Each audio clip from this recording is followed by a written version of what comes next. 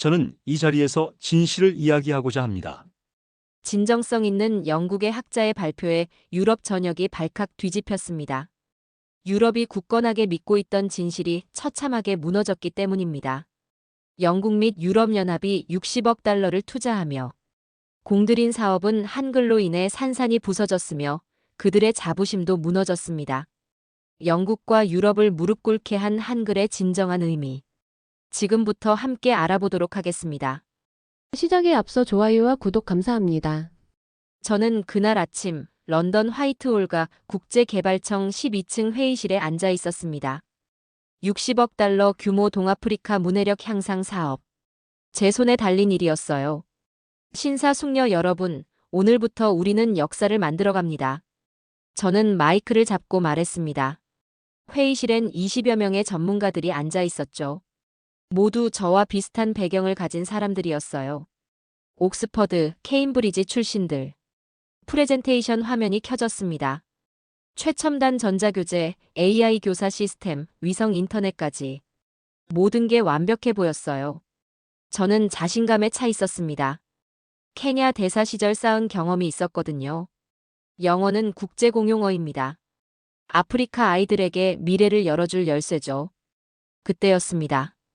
뒤쪽에 앉아있던 한 남자가 손을 들었어요. 동양인이었습니다. 40대 초반쯤 되어 보였죠. 차분하면서도 날카로운 눈빛이 인상적이었습니다. 실례합니다. 질문이 있습니다. 그의 영어는 유창했지만 억양이 독특했어요. 한국인이었군요. 자문위원 명단을 다시 봤습니다. 윤도훈. 언어학자라고 되어 있었죠. 영어가 정말 그 아이들에게 최선의 선택일까요? 저는 당황했습니다. 이런 질문을 받을 줄 몰랐거든요. 영어가 최선이 아니라니. 무슨 말인지 이해할 수 없었습니다. 물론입니다. 영어는 세계 공용어니까요. 윤도훈이 천천히 일어났습니다. 그의 표정은 여전히 차분했어요. 하지만 뭔가 단단한 결심이 느껴졌죠. 그렇다면 한글은 어떨까요? 회의실이 순식간에 조용해졌습니다. 한글이라고요? 저는 귀를 의심했어요. 아프리카 아이들에게 한국 문자를 가르치겠다는 건가요? 로렌 마틴 박사가 웃으며 말했습니다. 저희 팀의 개발학 전문가였어요. 하지만 윤도훈의 표정은 진지했습니다. 한글은 모든 소리를 표기할 수 있는 유일한 문자입니다. 세종대왕께서 설계하신 과학적 원리죠. 저는 고개를 저었습니다. 이건 말이 안 됐어요. 한국인이 자기 나라 문자를 자랑하고 싶어 하는 건 이해하지만 현실을 봐야 했습니다. 그런데 윤도훈이 가져온 자료를 보는 순간 저는 말문이 막혔습니다. 파푸아뉴기니 치아치아족 아이들이 한글로 자신들의 언어를 쓰고 있는 사진이었어요. 아이들의 표정이 너무 밝았습니다. 이 아이들은 처음으로 자신들의 말을 글로 쓸 수 있게 됐습니다. 저는 혼란스러웠습니다. 영국이 수백 년간 해온 일이 잘못됐다는 말인가요? 우리가 문명을 전파한 게 아니라 억압했다는 건가요? 그렇다면 왜 아프리카 아이들의 문해율이 여전히 낮을까요? 저는 대답할 수 없었습니다. 케냐에서 보낸 5년 동안 이 문제로 꼴머리를 앓았거든요. 영어 교육에 막대한 예산을 투입했지만 성과는 미미했습니다. 윤도훈이 미소를 지었습니다. 처음으로 보는 그의 웃음이었죠. 그런데 그 미소가 왜 이렇게 확신에 차 있는 걸까요? 그럼 실험해 보시겠습니까? 저는 그 순간 뭔가 큰 변화의 시작점에 서 있다는 걸 느꼈습니다. 하지만 아직은 믿을 수 없었어요. 한글이 영어를 이길 수 있다는 건 말이 안 됐으니까요. 저는 3주 후 탄자니아 킬리마 마을에 발을 디뎠습니다. 킬리만자로 산이 구름 사이로 모습을 드러내는 순간이었죠. 반신반의하며 온 여행이었어요. 한글이 정말 효과가 있을까 싶었거든요. 마을 입구에서 저는 두 개의 대조적인 현장을 목격했습니다. 왼쪽엔 저희 영국팀이 설치한 최첨단 교육시설이 있었어요. 대형 스크린, 태블릿, 에어컨까지 갖춘 완벽한 교실이었습니다. 오른쪽엔 한국팀이 만든 교실이 있었죠. 나무 그늘 아래 펼쳐진 매트 위에 아이들이 앉아 있었습니다. 처음엔 우리 쪽이 압도적으로 유리해 보였습니다. 아이들이 영국팀 교실로 몰려들었거든요. 화려한 장비에 눈을 빼앗긴 거였죠. 저는 속으로 웃었습니다. 역시 현실적인 선택을 하는군요. 하지만 며칠 후 상황이 달라졌습니다. 영국팀 교실에서 아이들이 하나둘 빠져나가기 시작했어요. 발음이 안 맞는다고 하더군요. 영어로 자기 이름을 제대로 쓸 수 없다는 겁니다. 저는 한국팀 교실로 가봤습니다. 윤도훈이 아이들과 둘러앉아 있었어요. 그의 손에는 펜이 아닌 나뭇가지가 들려 있었습니다. 모래 위에 뭔가를 그리고 있었죠. 여러분 이름을 써보세요. 윤도훈이 말했습니다. 아이들이 모래 위에 뭔가를 그리기 시작했어요. 저는 눈을 의심했습니다. 분명히 한글 같은 글자들이었는데 그게 그들의 부족어 발음이었던 거예요. 12살 소녀 아만이가 자기 이름을 쓰고 있었습니다. 아만이라는 소리를 한글로 표현한 거였죠. 그 순간 아이의 눈빛이 완전히 달라졌어요. 처음으로 자신의 소리를 글자로 본 거였습니다. 우와, 이게 내 이름이야. 아만이가 소리쳤습니다. 다른 아이들도 박수를 쳤어요. 저는 뭔가 가슴이 뭉클해지는 걸 느꼈습니다. 이상했어요. 단순한 글자 하나가 이렇게 큰 감동을 줄 수 있다니. 반면 영국팀 교실에선 여전히 혼란이 계속됐습니다. 아이들이 자기 이름을 에이미, 장 같은 영어식으로 바꿔야 한다고 하더군요. 발음도 맞지 않고 의미도 모르는 이름으로 말이에요. 그날 저녁, 저는 윤도훈에게 물었습니다. 어떻게 이런 일이 가능한 거죠? 그가 대답했습니다. 한글은 소리를 담는 그릇이에요. 어떤 소리든 담을 수 있거든요. 저는 그때 처음으로 깨달았습니다. 우리가 지금까지 해온 건 교육이 아니라 동화였던 거예요. 아이들의 정체성을 지우고 우리 것으로 바꾸려 했던 거였죠. 하지만 한글은 달랐습니다. 그들의 소리를 그대로 보존하면서도 글자로 만들어주고 있었어요. 밤하늘의 킬리만자로를 바라보며 저는 생각했습니다. 혹시 제가 지금까지 잘못 생각해온 건 아닐까요? 한글이 정말 답일 수도 있겠다는 생각이 들기 시작했습니다. 저는 한국팀 교실에서 놀라운 광경을 목격했습니다. 아이들이 할아버지, 할머니들을 데려와 앉혀놓고 있었어요. 뭔가 특별한 일이 일어나고 있었죠. 오늘은 여러분 조상들의 이야기를 들어보겠습니다. 윤도훈이 말했습니다. 마을 원로 모하메드 장로가 천천히 입을 열었어요. 오래전부터 전해 내려오는 킬리만자로 정령 이야기였습니다. 아이들이 한글로 받아쓰기 시작했습니다. 처음엔 서툴렀지만 점점 익숙해져 갔어요. 키사와 힐리어와 부족어가 뒤섞인 이야기였는데 한글로는 모든 소리가 정확히 표현됐습니다. 저는 감탄했습니다. 수백 년간 입으로만 전해지던 이야기가 드디어 글자로 기록되고 있었거든요. 아이들의 눈빛이 반짝였습니다. 자신들의 뿌리를 처음으로 글로 만나는 순간이었죠. 모하메드 장로의 눈에 눈물이 맺혔습니다.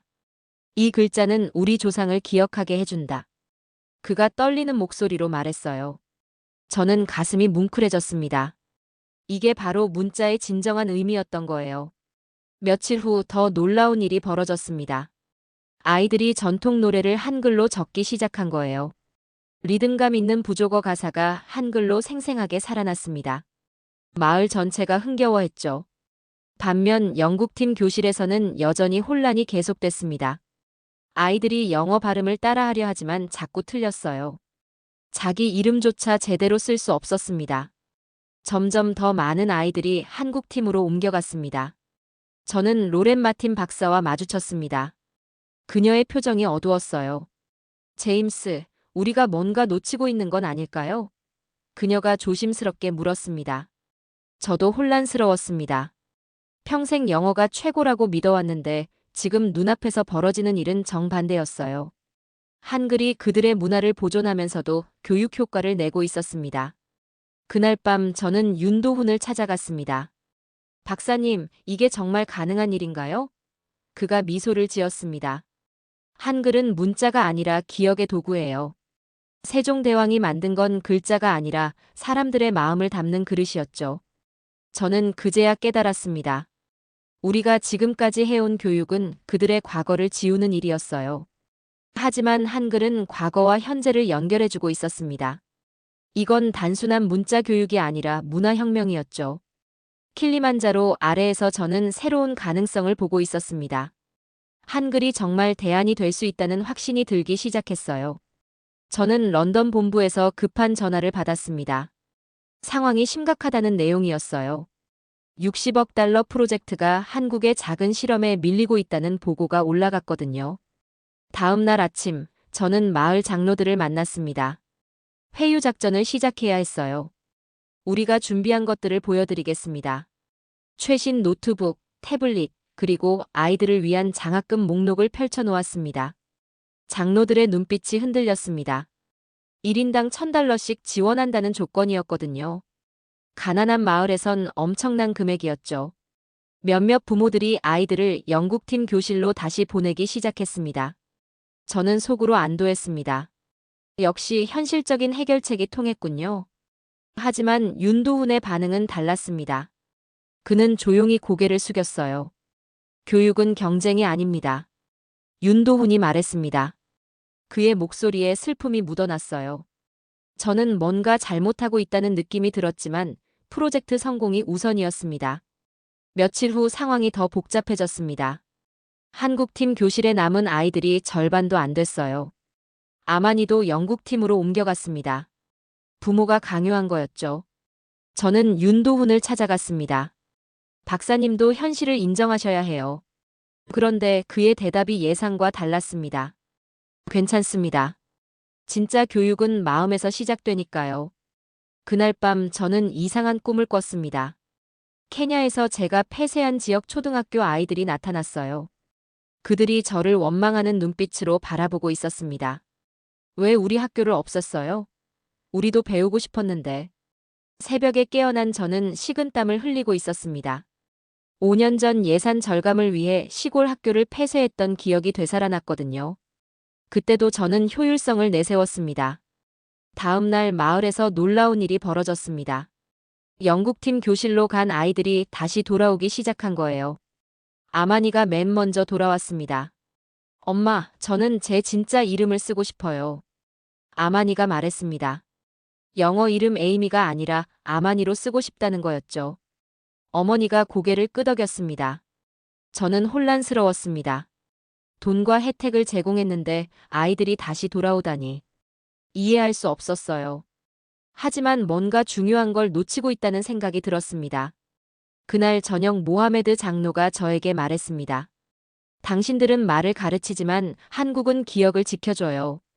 그 말이 제 가슴에 깊이 박혔습니다. 저는 처음으로 자문했습니다. 우리가 정말 교육을 하고 있는 건가요?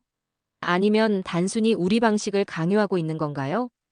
윤도훈과 한글이 보여주는 것은 전혀 다른 접근법이었습니다. 저는 UN 평가단이 도착한 날을 평생 잊지 못할 것 같습니다. 문해력 테스트 당일이었어요. 드디어 결판이 나는 순간이었죠. 헬리콥터에서 내린 평가단장 마리아 곤잘레스 박사가 저에게 악수를 청했습니다.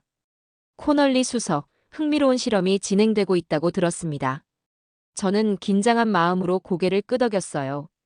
영국팀 교실에서 먼저 시작됐습니다. 최첨단 장비들이 반짝이고 있었죠. 아이들이 영어 문장을 읽으려 했지만 버벅거렸어요. 발음이 안 맞았거든요.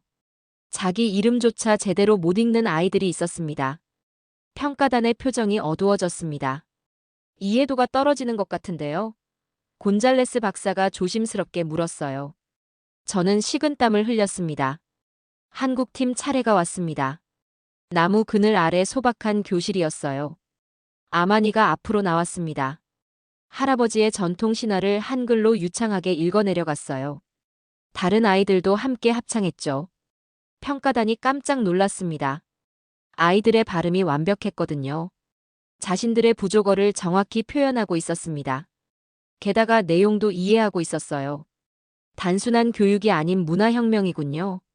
평가단장이 감탄했습니다. 저는 그때 깨달았습니다. 한글이 이긴 게 아니라 아이들이 스스로를 찾은 거였어요.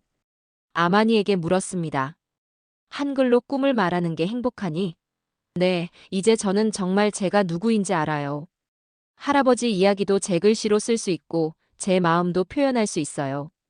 아이의 대답에 저는 충격을 받았습니다. 그날 저녁 SNS에서 폭발적인 반응이 일어났습니다. 한글 프로젝트 영상이 바이럴됐던 거예요. 전 세계 사람들이 감동했다는 댓글들이 쏟아졌습니다. BBC와 CNN에서 연락이 왔습니다. 인터뷰 요청이었어요. 아프리카 아이들이 한글로 자신의 정체성을 찾는 이야기가 전 세계적으로 화제가 됐던 거죠. 저는 그날 밤 혼자 킬리만자로를 바라보며 생각했습니다. 60억 달러보다 값진 게 바로 이런 거였구나. 아이들의 눈빛 말이에요.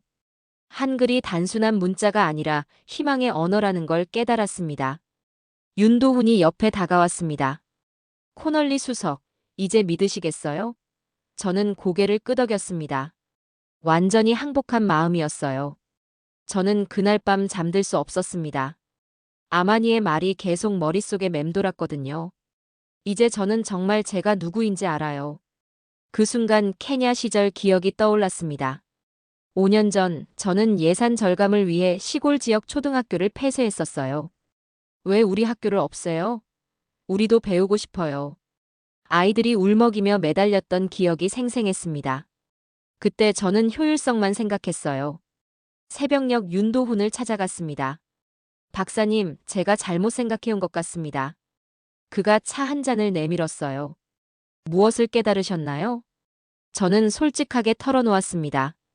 케냐에서 학교를 폐쇄했던 일, 아이들의 눈물, 그리고 효율성이라는 명목으로 저질렀던 실수들을 말이에요. 윤도훈이 조용히 들어주었습니다. 박사님의 어린 시절 이야기를 들려주세요. 저는 궁금했어요. 그가 잠깐 망설이더니 입을 열었습니다. 저희 마을에도 초등학교가 있었어요. 어린 시절 은사님이 계셨죠. 그분이 늘 말씀하셨어요. 식민지 교육 시스템은 우리 아이들의 정체성을 지운다고. 윤도훈의 목소리가 잠겼습니다. 그 학교도 폐쇄됐나요? 제가 조심스럽게 물었어요. 네, 저희가 중학교 올라가기 전에 문을 닫았습니다. 효율성 때문이라고 했죠. 저는 가슴이 뛰었습니다. 혹시 그 학교가 제가 폐쇄한 곳일까요? 설마 그런 우연이 있을까 싶었지만 윤도훈의 표정을 보니 확신이 들었어요. 박사님, 혹시 그 학교가? 네, 맞습니다. 코널리 수석이 폐쇄하신 학교였어요. 윤도훈이 슬픈 미소를 지었습니다. 하지만 원망하지 않습니다. 덕분에 오늘 이 자리에 있게 됐으니까요. 저는 충격을 받았습니다. 제가 다른 학교의 학생이 지금 저를 깨우치고 있다니. 이게 우연일까요? 운명일까요? 그날 오후 저는 중요한 결정을 내렸습니다. 런던 본부에 전화를 걸어 내부 문건을 공개하겠다고 했어요. 영국 방식은 한계가 있다고 고백했습니다. 동료들이 배신감을 느꼈지만 진실을 말해야 했어요. 이건 문자 혁명이다. 세종은 선견지명을 가졌다. 저는 처음으로 한글의 위대함을 공개적으로 인정했습니다. 윤도훈이 제 손을 잡았습니다. 고맙습니다. 용기 있는 결정이었어요. 저는 그때 깨달았습니다. 진정한 교육자가 되려면 과거의 실수를 인정하고 새로운 길을 찾아야 한다는 걸 말이에요. 저는 런던으로 돌아가 사표를 제출했습니다. 58년 인생에서 가장 확신에 찬 선택이었어요. 동료들은 저를 배신자라고 했지만 저는 후회하지 않았습니다. 세계 한글 협력 기구를 창립하기로 했어요. 윤도훈이 공동대표를 맡아주었죠. 우리의 목표는 분명했습니다.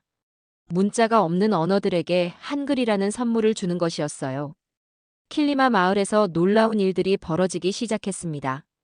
할머니들이 한글로 전통 민속요법을 기록하기 시작한 거예요.